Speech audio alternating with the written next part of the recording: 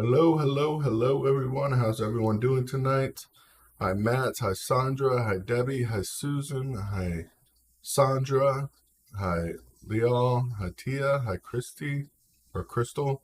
Hi, Brian. Hi, Matt. Hi, Galinda. Hi, Brenda. Hi, Minnie. Hi, Deborah. Hi, Joe. Hi, Nanners. How's everyone doing tonight? Hopefully, everyone's having a good night out there. Hi, Sherry. I want to thank Tia again for that $25 donation. That's the first donation we have this month. We definitely appreciate that. A lot going on today. A lot going on today, including, what's happening with Russia and Ukraine. Of course, escalations today of major firepower being exchanged back and forth, and everything else that's happening. And Biden testing how much he can ratchet up the pressure on Biden or on Putin. Of course, Joe Biden vowing to ratchet up even more pressure on Vladimir Putin, even as Russia's leaders dig in and defend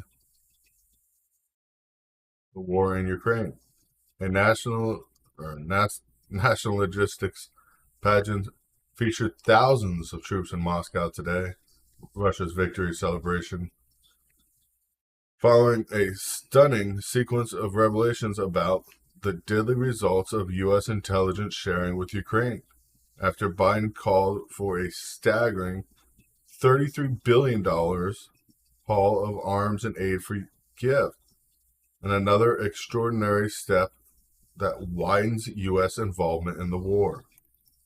Americans, America's posture and providing a third country with a level of assistance to wound the U.S. nuclear superpower's rival would have been unthinkable before this invasion, especially given Biden's desire to avoid direct clashes with Moscow. The U.S. role as a vanguard of a bordering Western front against Putin, which has resulted in heavy losses for both the Russian army and Ukraine, is again raising questions about how far the Kremlin strongman can be pushed before he reacts. In fact, there is now public knowledge about the valuable intelligence that the West is offering Ukraine. And it appears to be an increased risk that Putin could be humiliated and might act in a way that could trigger a dangerous escalation.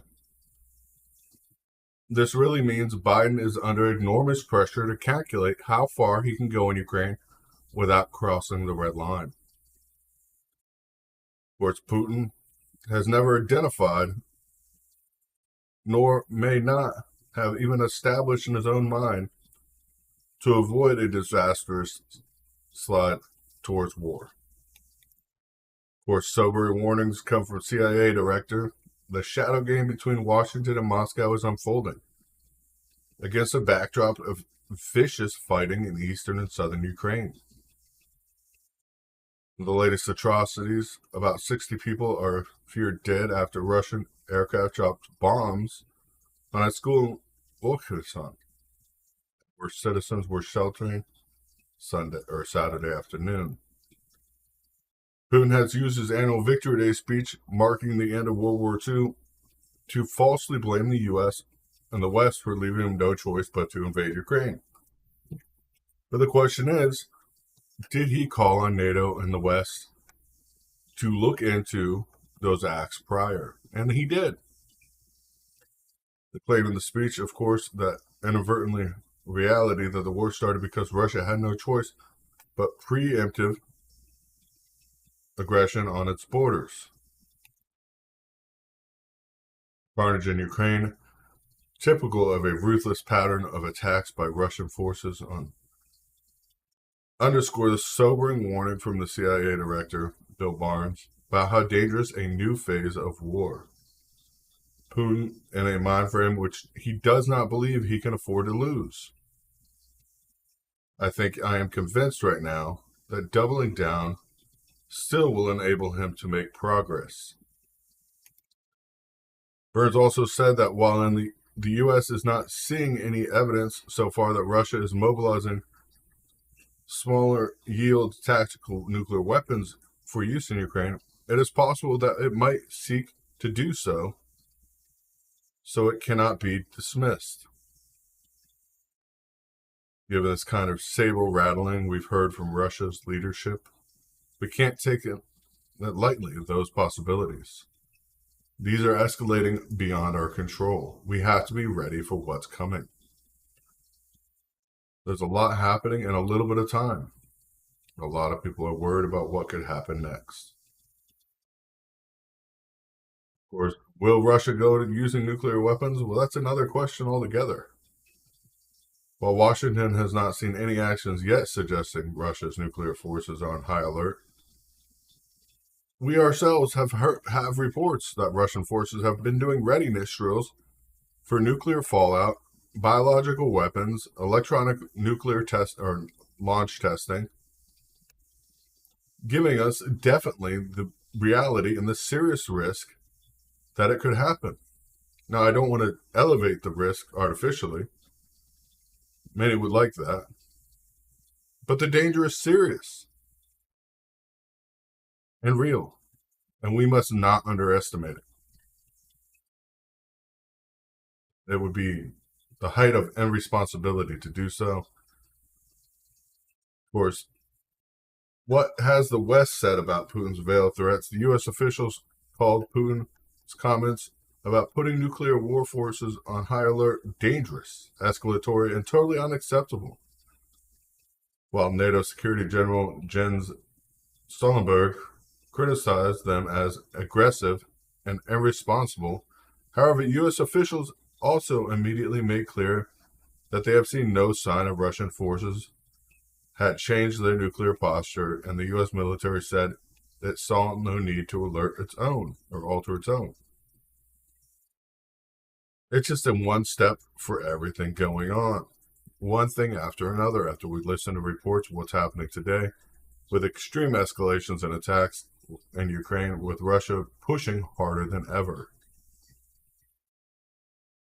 Of course, U.S. experts and Western officials, chances that Russia is using nuclear weapons are extremely low, according to them. Of course, wishing for the best and hoping that's how it happens are two different things. The United States and its allies have no desire to get into a conventional shooting war with Russia, let alone do anything that might spark a nuclear exchange, but yet are giving direct intelligence and support to Ukraine. Meaning we're involved in this war one way or another, whether we like it or not. If Russia were to use nuclear weapons, experts saw a range of possibilities, from detonations over the Black Sea or uninhabited parts of Ukraine, to demonstrating its capability to strike against Ukrainian military targets or on a city. However, using nuclear weapons in Ukraine could endanger Russian troops and draw radioactive backlash on Russia itself. How might the West respond? That's a great question. Some analysts said Washington could opt for a conventional military response rather than a proportionate nuclear counterstrike, which could harm U.S. allies or lead to further nuclear escalations, endangering Europe or the U.S. homeland. According to a lot of spokespersons for the Arms Control Services, what they're suggesting instead, the United States and NATO respond with an overwhelming conventional military and political and diplomatic force to further isolate Russia and seek an end to a conflict without escalation and an all-out nuclear war.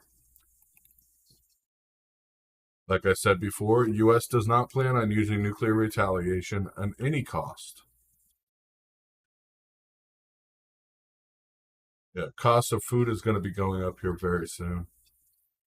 But this is serious actions, serious things that are happening.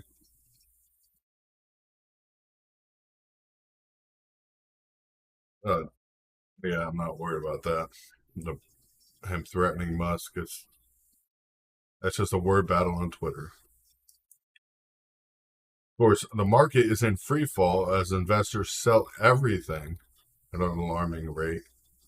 Traders are hitting the sell button in virtually every key asset class, including stocks, bonds, and Bitcoin, ratcheting up fears on Wall Street that's sending the S&P reeling to its weakest levels in years. Federal Reserve is laser focused on taming inflation, and that's making markets increasingly jittery as the U.S. economy sends mixed signals on growth. While we've seen the economy contract last quarter, job markets remain as robust as it's ever been. People are looking to hire, but not looking to pay anybody. That's what that means. Meanwhile, however, China's extraordinary push to tamp down COVID infections via lockdowns has sparked increased global economy fears, with lower exports and, of course, a lot less production. It's a fire and brimstone approach. Price and pressure has sparked markets volatility for weeks, but the spiking bond yields, which are ratcheting to inflation and Fed's expectations, underscore government papers has relinquished its traditional role as a safe haven when stocks are in turmoil. Rising yields are hammering tech stocks, with NASDAQ cratering over 4% and many high-flying tech shares setting new 52-week lows. Bitcoin fell to its lowest level since 2021, zeroing in on the $30,000 price value, more than half of the record high last fall.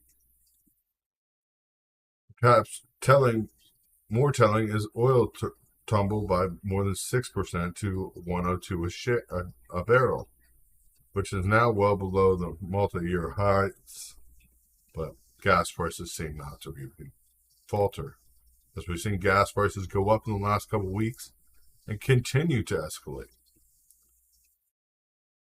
It's a great distraction for a great depression that is coming upon us. Of course, there are several risks that could upend the expansion long before the Fed's turn restrictive and unsustainable imbalance emerge. The biggest near-term risk comes from China. Following the fallout from Beijing, zero COVID strategy alarming. But wait, it gets worse. Infrastructure Capitalist Management wrote that the government's pushing to reduce its balance sheet will collapse the pandemic-era bubble in cryptocurrency, money losing tech companies and meme stocks. With those markets in panic mode and the dark cloud enveloping China, the Fed's jobs engineering a soft landing for an economy is getting tougher by the day. Not going to be any easier as we keep going, with of course only 22% of corn being planted at this point in the U.S. and barrels over $8 a bush in the futures. Soybeans have advanced to more than $17 now a bushel. Wheat futures rallied to an all-time high. December's new crop corn rallied to $7 a barrel for the fourth time. November's new crop soybean is above $15 for the third time ever. This is getting bad. As many late winter seminars, there are two questions to be asked: how high can prices go, and what are grain prices likely to turn lower, or when? And the answer to those two questions is, what's your cash and new crop marketing plan? And what does history say about high prices? I mean, seeing prices where we're at now, we go back to 2009 issues. We know what happened then. It's going to be an extreme precipitation of what's going on. As markets in free fall, food prices going up, everything is just getting.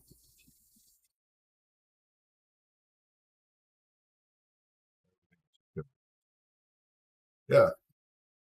The governors want to raise gas taxes, push everything they can, do anything they can, of course. And the nightmare there is it's a nightmare, literally. Baby formula shortages leave parents desperate for baby formula right now, as the U.S. baby formula shortage is leaving manufacturers scrambling and parents in a desperation. During the week starting April 24th, 40% of baby formula was out of stock in more than 11,000 stores across the country. Compare that to an average out of stock percentage of 2 to 8% during the first half of 2021. 6 states, Texas, Tennessee, North Dakota, South Dakota, Iowa, and Missouri, more than half of the available baby formula in stores was sold out during the week of April 24th. It is fear, and amidst fear of formula stockpiling, several major retailers, including Walgreens and CVS, has placed limits on how much formula parents can buy at a time.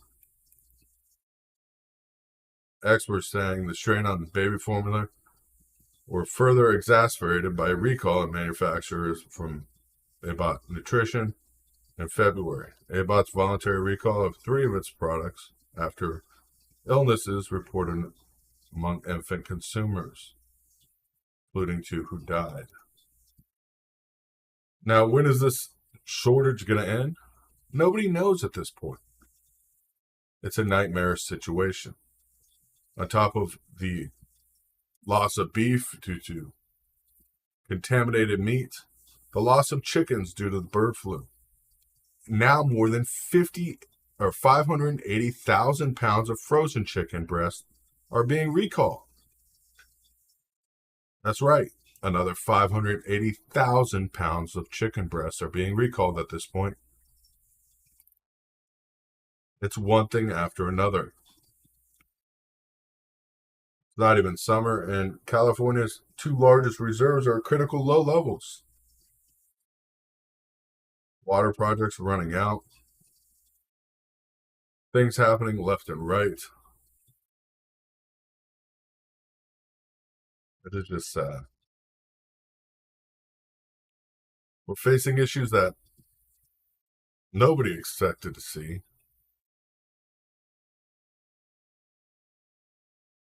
Of course, Lake Mead exposing original 1971 water intake valve. That's how low Lake Mead is. The 1971 water intake valve that was installed in Lake Mead is now visible. The drought plaguing America's West is worse than the past 1,200 years. And it's expected to continue.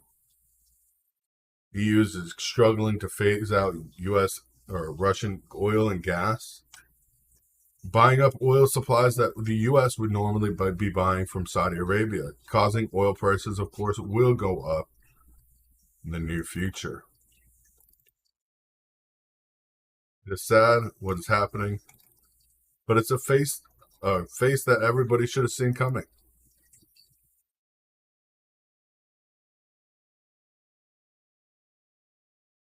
Face like me.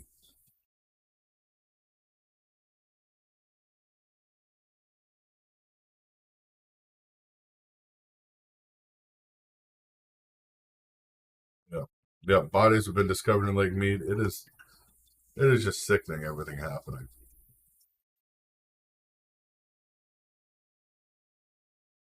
Yeah, maybe they'll find Jimmy Hoffa. Who knows? One thing after another, though, and it is not looking good.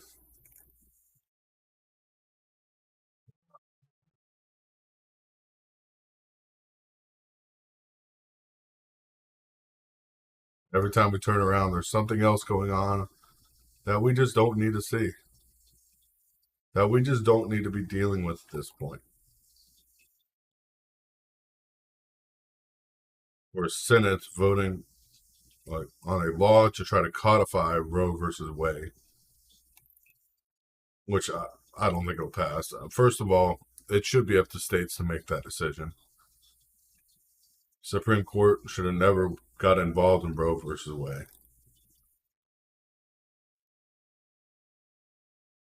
Gas prices, of course, climb the highest in 5 weeks, even though oil prices took a dive today.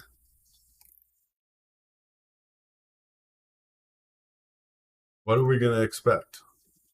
You got the left, of course, promoting pro-abortion activists marching towards Supreme Justice's house and trying to sway what they can do.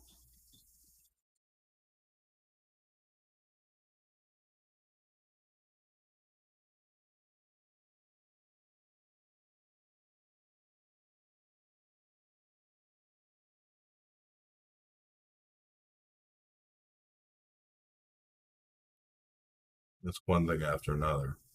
God bless you guys. I want to thank you guys for joining us tonight. Not much more we can really talk about. Russia, of course, is getting ready for more escalatory attacks, as we've seen last night, or early this morning. Along with their Victory Day parade, it's one thing after another, and we're just going to have to grin and bear it at this point. Hopefully the U.S. gets some skin in the game and actually decides whether they're going to be at war or not.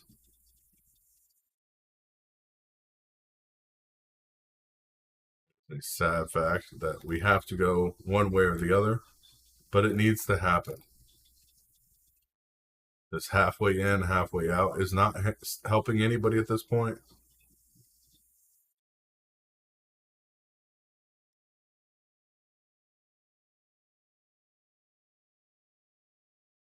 Good night, stock up, and stay safe. And trust in God, and God bless America. Pray for your neighbors and pray for everyone that you hold dear. Once again, I'm going to make we're going to keep a list of everybody that donates throughout the month on the page from now on. So I want to thank Tia. She's the first one that's donated this month. We definitely appreciate that. God bless you all. Have a wonderful night. We'll see you tomorrow night around 9:30 Eastern Standard Time. God bless.